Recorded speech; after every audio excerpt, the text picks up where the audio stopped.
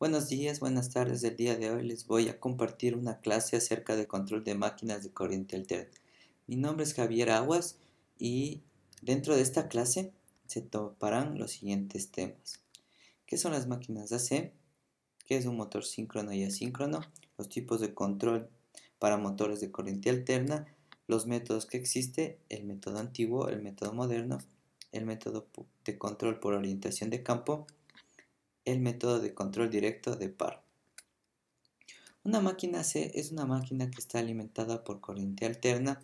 Existen dos tipos, monofásicas y trifásicas. Las monofásicas son utilizadas en el hogar y en las oficinas, especialmente en los electrodomésticos. Y las trifásicas son utilizadas en la industria. Están constituidas por dos partes fundamentales, el estator y el rotor. El estator representa la parte fija de la máquina, donde se genera el campo magnético giratorio, y el rotor representa la parte móvil. Existen dos tipos de motores de corriente alterna, motores síncronos y motores asíncronos. Un motor síncrono es aquel que gira a la velocidad del sincronismo, es decir, a la frecuencia del voltaje que alimenta a esta máquina. Depende de la frecuencia y del número de polos. Son utilizadas en aplicaciones donde la velocidad es constante, como bombas y ventiladores. Por otro lado, el motor asíncrono gira a una velocidad menor a la de la velocidad del sincronismo. A esta diferencia de velocidades se la conoce como velocidad de deslizamiento, y el deslizamiento está definido como la velocidad del sincronismo menos la velocidad del motor sobre la velocidad del sincronismo. Son muy utilizadas en las industrias, especialmente en elevadores y cintas transportadoras. Existen tres métodos de control de motores de corriente alterna: métodos de control antiguo, métodos de control moderno y métodos de control no lineal. Dentro de los métodos de control antiguo existe la modificación constructiva al motor a través de aumentar o disminuir polos. Además, también existe a través de aumentar o ayudarse de elementos mecánicos y eléctricos, a través de resistencias y motores. Dentro de los métodos de control moderno existe el control escalar, donde el más utilizado es la relación voltaje-frecuencia, y el control vectorial, basada en la teoría de vectores espaciales. También existen métodos de control no lineal, que son muy actuales. El FLC, que es la linealización de la retroalimentación, y el PBC, Passivity Based Control. Estos controles no existen en soluciones comerciales. Existen tres métodos de control de motores AC antiguos: cambio de número de polos, variación de la frecuencia de alimentación y modificación del deslizamiento. A través del cambio de número de polos yo puedo modificar la velocidad del sincronismo. Pero ¿esto qué implica? Una construcción complicada, elevando así el precio. Solamente se tienen de dos velocidades. Utilizan motores con jaula de ardilla. En el caso de variación de la frecuencia de alimentación, se utiliza fuentes independientes de corriente de frecuencia regulable.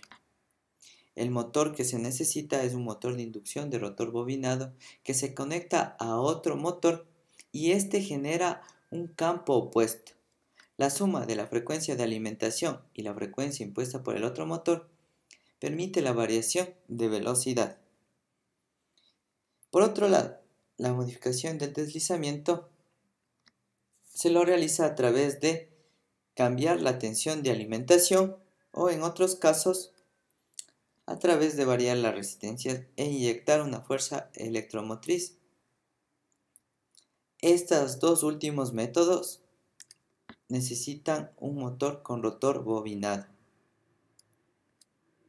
Por otro lado, uno de los métodos de control moderno es el control escalar. El más utilizado es la relación voltaje-frecuencia. Busca mantener una relación constante cuando se varía la velocidad de giro. Podemos ver en el ejemplo diferentes velocidades, es decir, diferentes frecuencias, pero mantiene el mismo torque. Por otro lado, el esquema general de control muestra que la salida del controlador, sumada a la velocidad del motor, me permite establecer la nueva consigna de frecuencia para que conmuten los semiconductores de potencia. Y a través de la relación de curva voltaje-frecuencia me permite establecer la amplitud de voltaje que requiere.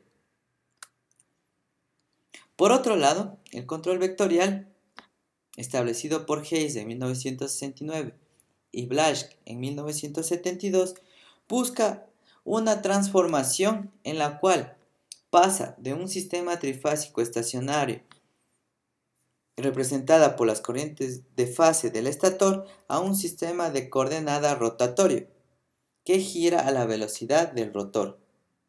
¿Con qué objetivo?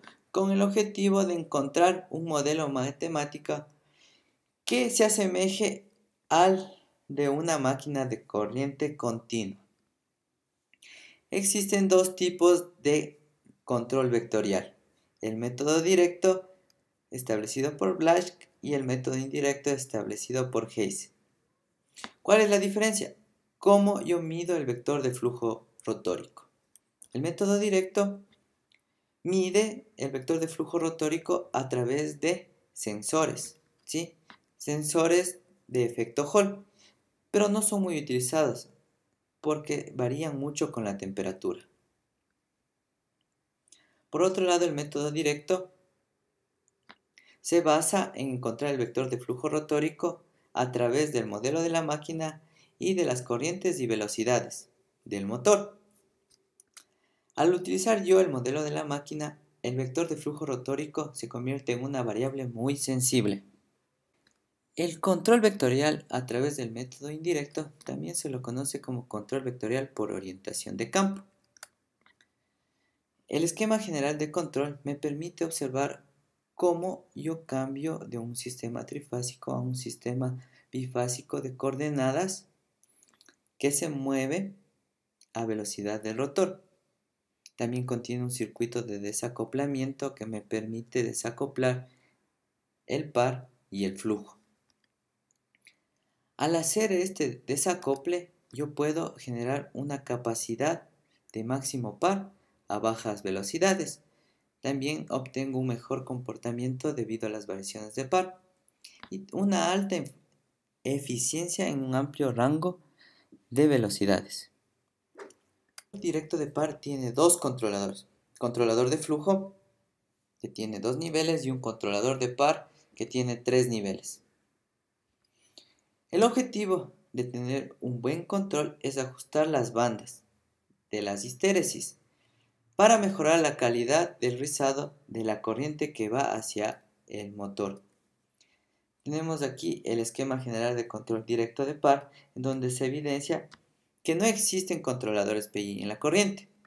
El modelo de flujo solamente utiliza la resistencia del estator, otorgando una robustez contra la variación de los parámetros.